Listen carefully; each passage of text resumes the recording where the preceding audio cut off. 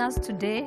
Today we want to look at English, and we are looking at wild animals.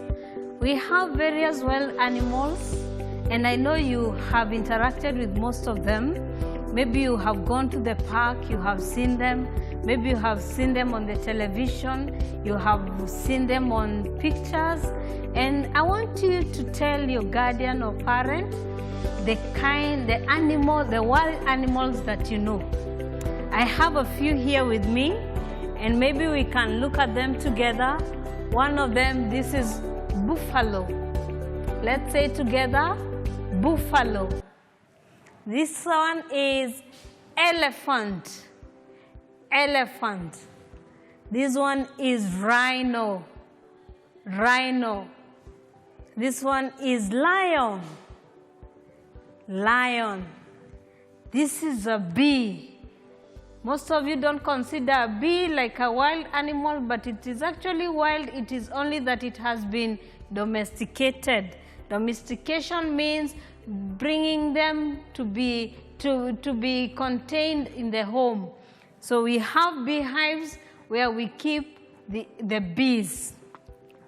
We have giraffe. This is, you normally tell your friend, you are as tall as a giraffe. It's true, it is very tall. Now, why do we have wild animals? Wild animals are God's creation, and we wouldn't say that we enjoy having them around. They don't live at home. Wild animals live in the forest or at the park. They don't stay where people stay because they can be dangerous. Can you imagine meeting a lion when you're walking around at home, meeting a lion or maybe a rhino? These are dangerous animals. But they are very useful. One of the most importance of wild animals is that they attract tourism. And tourism is an activity that brings money to the country.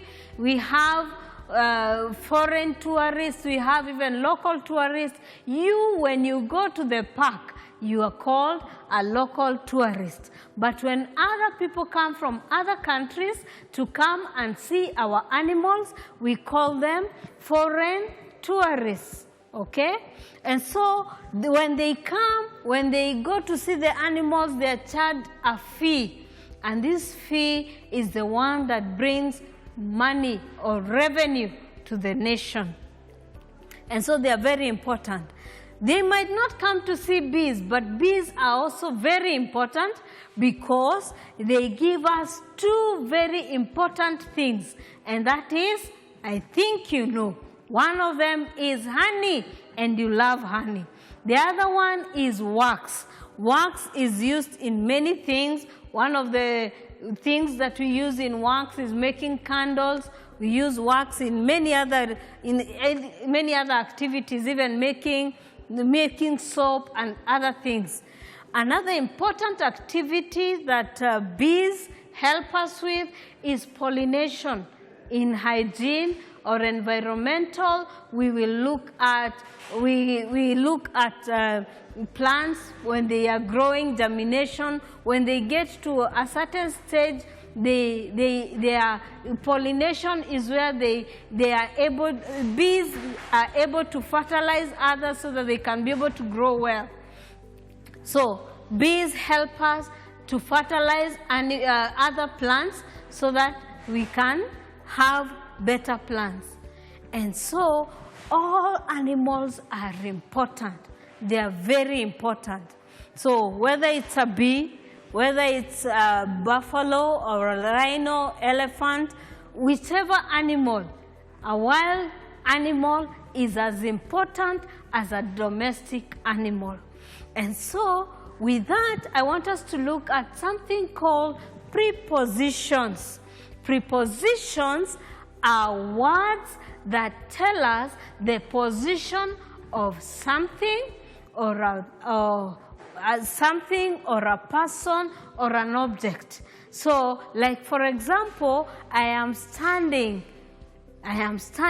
next to the blackboard, or I am standing in front of a camera. You could be sitting next to your brother or sister or guardian or parent, or you could be walking.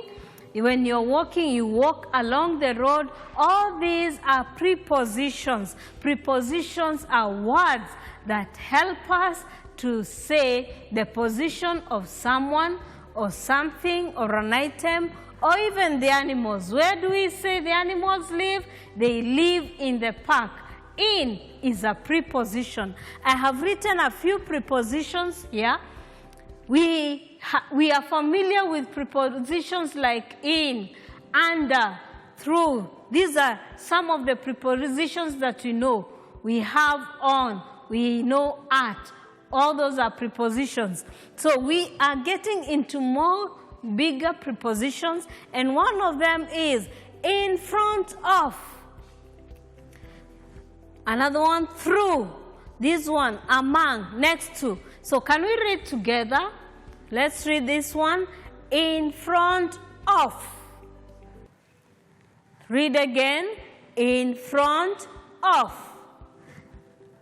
In front of means that you're just next to something, but you're in front. You're not behind, okay? In front. Like now, I am standing in front of a camera, or I could be standing in front of the class. If you are in class, I would say, I am standing in front of the class. Through.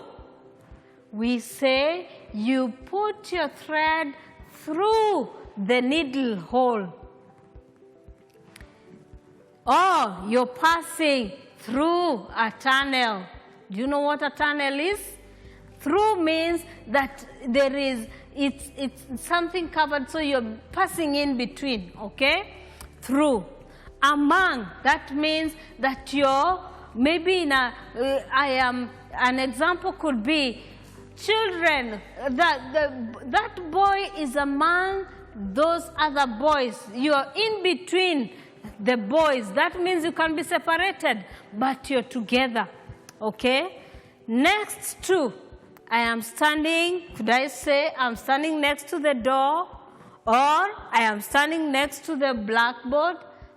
Next to, that means you're standing next, you're just next to. Or I can say my chalk is next to my book, okay? So there are different prepositions that we have. And so as we look at the wild animals, we will be looking at prepositions. Like for example, we have the rhino has 2 horns on his head, on its head. This is a rhino. We don't know whether it's a female. The other time we said it means that we don't know whether it's a female or male. So because we don't know whether it's a female or male, we say the rhino. And so we are saying it has 2 horns on his head. So the buffalo has also 2 horns on its head, okay? We also, these ones, they are not called horns. What do you think they are called for the elephant? Maybe you could tell your guardian. They are called tusks. Tusks.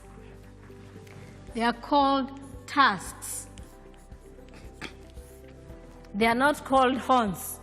And a lion has a mane. A lion has a mane on its head. Mane, sorry, excuse me. Mane is the hair around the lion, mane. The lion has a large mane. It is very big, okay? So you can say, as we look at the wild animals, we are also looking at the prepositions. And so as we said, prepositions are words that help us know the position of something or a person or even the animals, okay? Next time, we'll be looking at something else. But for today, we'll give you exercises. Thank you.